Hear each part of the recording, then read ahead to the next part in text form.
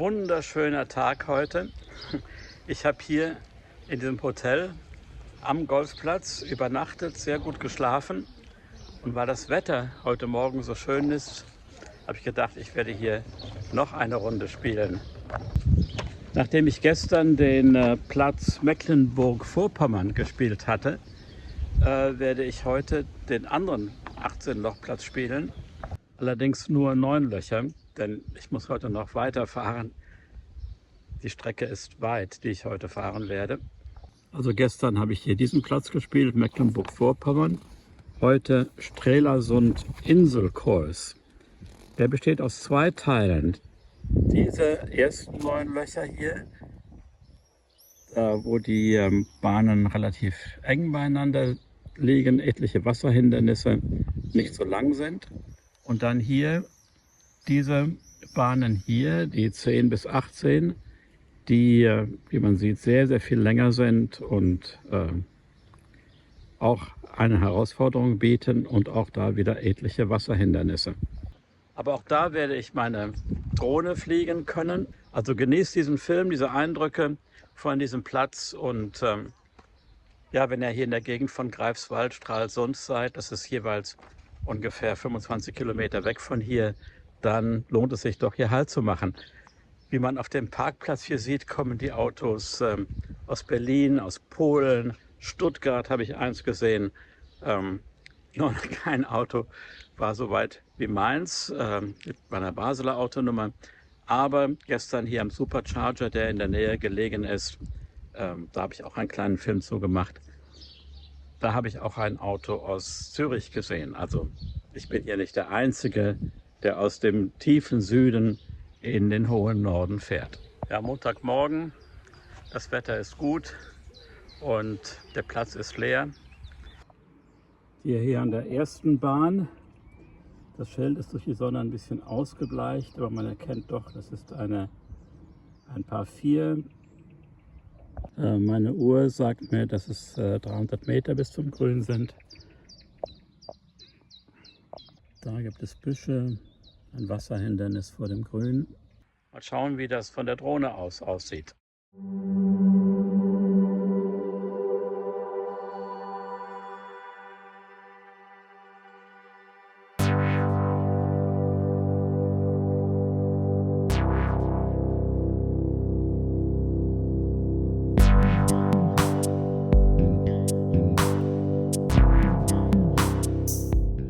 Da sieht man den Wassergraben. Bis zum Grün sind es noch 120 Meter, 117 Meter etwa laut meiner Uhr.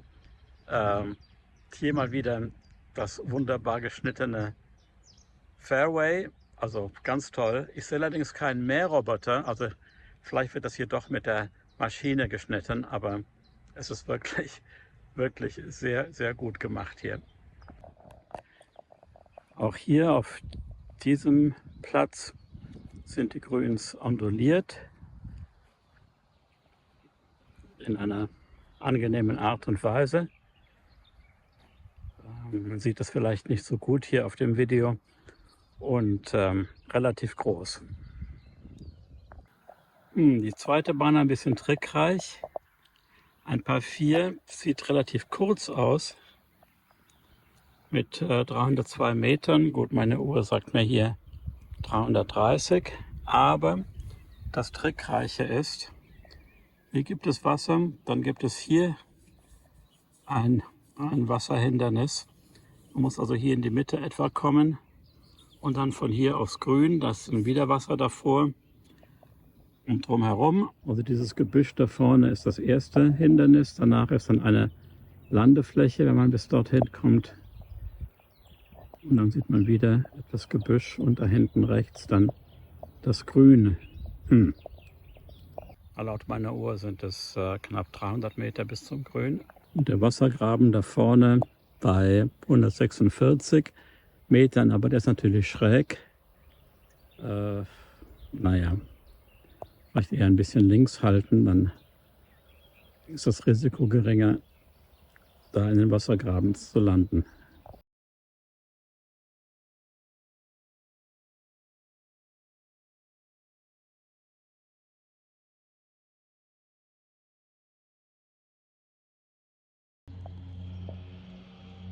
Ja, in der Tat zum Grün. Alles andere als angenehmes Gelände. Nicht so angenehm. Ja, mit meinem ersten Versuch bin ich tatsächlich hier in diesem Wassergraben gelandet, in diesem scheußlichen Gelände hier. Habe es dann von der gleichen Stelle nochmal versucht und bin dann aufs Grün gekommen. Das war immerhin nicht schlecht. Im Hintergrund hört man die Mähmaschine. Also in diesem Teil sind dann wohl offenbar doch keine Mähroboter unterwegs, sondern die Greenkeeper. Wir haben ja auch montags, bietet sich an, jetzt hier gut zu mähen. Und wie man vom Zustand der Bahnen aussieht, machen sie das hier auch wirklich gut. Die dritte Bahn in Paar 3, nicht allzu lang, 123 Meter.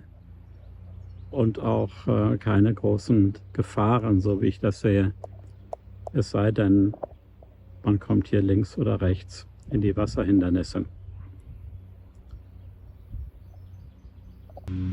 Es gibt doch die Mähroboter und die Maschinen machen halt die ganzen Randgebiete und Vorroughs und so weiter. Denn der Roboter hier ist ja auf dem Fairway und das erklärt auch, warum die so gut geschnitten sind. Also wie mir der Fahrer von der Mähmaschine gerade erklärt hat, die Mähroboter mähen die Spielbahnen. Also das erklärt alles. Und mit dieser Maschine mähen sie die ganzen Flächen zwischen den Spielbahnen und auch die Grüns. Jetzt wissen wir Bescheid. Hinter mir ein Toilettenhäuschen und ein kleiner Pausenraum hier am 4. Abschlag. Das ist ja auch immer ganz nützlich. 4. Bahn, also ein Paar 5, relativ lang, 511 Meter. Das dürfte alle freuen, die einen weiten, langen Abschlag haben. Aber dazu gehöre ich nicht. Das ist trickreich. Also von hier bis zum Grün sind es noch 173 Meter. Das wäre für meinen dritten Schlag. Aber auf dem direkten Weg ist hier wieder Wasser, diese Mauer. Also alles unangenehme Sachen und sehr riskant. Aber für gute Spieler kein Problem. Allerdings kann man hier auch rechts rüber und einen etwas längeren Weg nehmen. Das werde ich mal machen. Man sagt, gut, dann halte ich mich ein wenig rechts, dann ist aber dieser Bunker hier. Also auf dem Fairway ist es wirklich sehr weit rechts. Da muss man sich aussuchen, was man möchte. Diese Mauer ist 125 Meter entfernt, davor allerdings Wasser. Und dieser Bunker hier 116. Ich versuche mal hier zwischen zu kommen. Das hat geklappt, aber vor dem Grün gibt es noch 2 weitere Bunker. Ja, das hat geklappt. Ja, Bogey auf dieser doch nicht ganz so einfachen Bahn. Das ist für mich nicht schlecht. Leider kommen Wolken auf. Ja, noch ein Paar 5, hier die 5. Bahn. 490 Meter, das sagt auch meine Uhr. Man sieht allerdings hier eine Bunkerlandschaft in einer unangenehmen Entfernung. Wasserhindernisse. Ja, hier die Bunker, die ich eben gerade gezeigt habe. Gut, das Fairway ist einigermaßen breit und Leute, die slicen, dann geht das eher nach rechts. Also kann man ruhig auf die Bunker hin zielen. Das Problem ist natürlich, sollte man mal nicht slicen, wenn man auf die Bunker zielt, dann ist der Ball halt möglicherweise im Sand. Und das Gleiche gilt natürlich auch für Leute, die sehr weit schlagen können. Denn die hinteren Bunker, da sind 200 Meter und mehr, 230 Meter weit entfernt.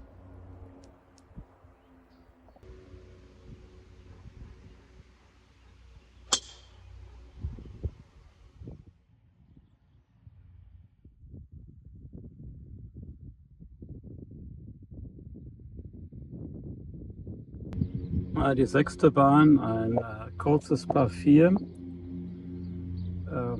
Allerdings ist das Grün offenbar von Wasser umgeben. Der Abschlag selber scheint aber okay zu sein. Hier ein Bunker, da rechts irgendwie ein tiefes Loch und dahinter eben Wasser.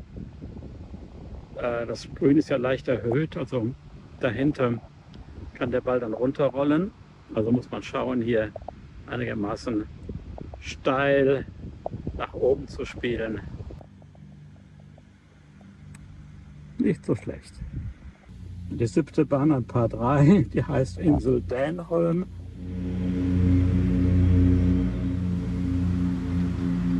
Die Mähmaschine ist in der Nähe am Arbeiten, aber ich hoffe, man hört trotzdem meine Stimme. Also hier das 7. Loch, die 7. Bahn, ein nicht allzu langes, ein kurzes Paar 3 mit wie immer einem großen Grün. Allerdings hier vorne ein Wasserhindernis und Biotop und hier 2 tiefe Bunker. Das zeige ich jetzt mal.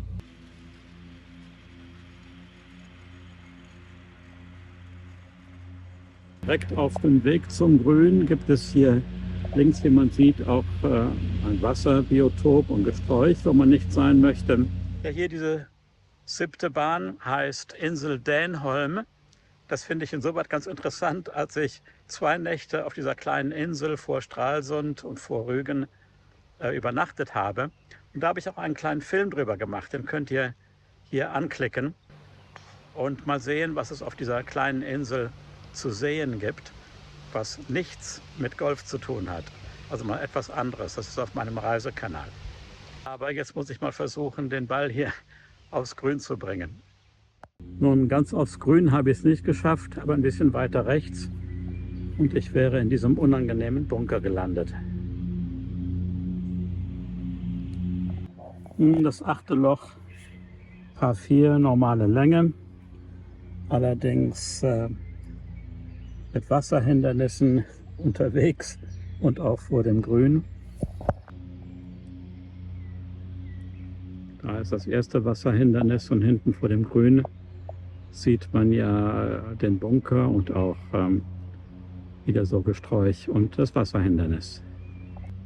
Das erste Wasserhindernis ist weit genug, außer wenn ich sensationell spiele, sollte ich da nicht hinkommen. Das war knapp. Ich habe nicht den Driver gespielt, sondern mein 5er-Holz und direkt hier neben dem Wasserhindernis in die Lücke hatte ich Glück. Jetzt geht es zum nächsten Hindernis. Da ist dann allerdings der Baum hier im Weg und rechts hier auch Rough und Wasserhindernis. Mal sehen. Ja, auch das 8. Grün ist stark onduliert, das sieht man hier vielleicht nicht. Grüns sind auch ziemlich schnell und der Ball nimmt daher oft unvorhersehbare Bahnen. Das ist eben der Trick, man muss es eben vorhersehen können, denn sonst hat man Probleme, den Ball ins Loch zu bringen. Vor allen Dingen, wenn man wie ich jetzt hier am 8. Loch ein bisschen weiter weg von der Fahne gelandet ist und der Ball rollt dann sehr leicht und eben bei etwas Wind hat sogar der Wind den Ball ein wenig weiter geschoben. Ja, meine letzte Bahn für heute, hier das 9. Loch. Das hier ist ein etwas längeres Paar 3 mit 160 Metern etwa, aber das ist sehr viel kürzer als die 1100 oder 1200 Kilometer, die ich von hier noch bis Basel habe, wo ich wohne. Ich werde das allerdings in 2 Tagen fahren. Der Weg zum Grün nicht ganz leicht. Da ist einmal dieser Baum, dann hier rechts und links Gestrüpp. Dann gibt es vor dem Grün diese Mauer mit einer Senke, ein Bunker. Und man sieht, wie hier die Landschaft auch ein wenig gewellt ist. Aber dafür kommt die Sonne raus. Zum Abschied ist das genau richtig. Also der direkte Weg zum Grün ist für mich unmöglich. Das ist so riskant. Und so weit komme ich nur selten. Und Hier links scheint mir einigermaßen sicher zu sein, aber auch da muss man erstmal hinkommen und darf nicht in dem Baum hier landen. Na, die Taktik war richtig.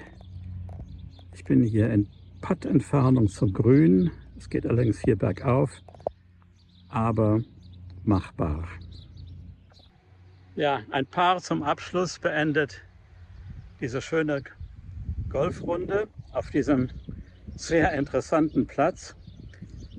Die zweiten 9 Löcher sind ja eher diese langen Bahnen, aber das hier fand ich ganz interessant und auch herausfordernd wegen der ganzen Wasserhindernisse und Gebüsch und was es hier sonst noch so gab. Also vielen Dank fürs Zuschauen. Es gibt ja auch einen Film über die ersten 9 Löcher auf dem anderen 18-Loch-Platz. Danke für eure Geduld.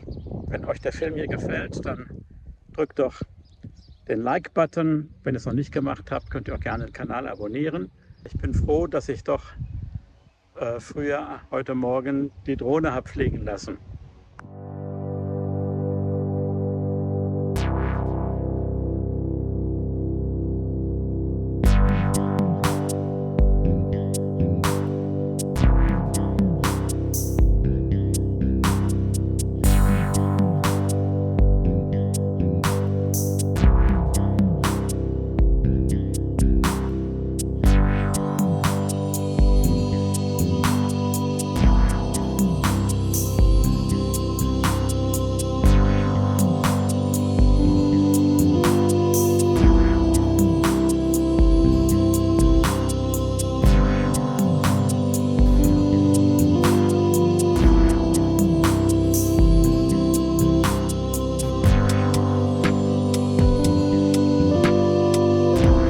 Und bis zum nächsten Mal. Tschüss.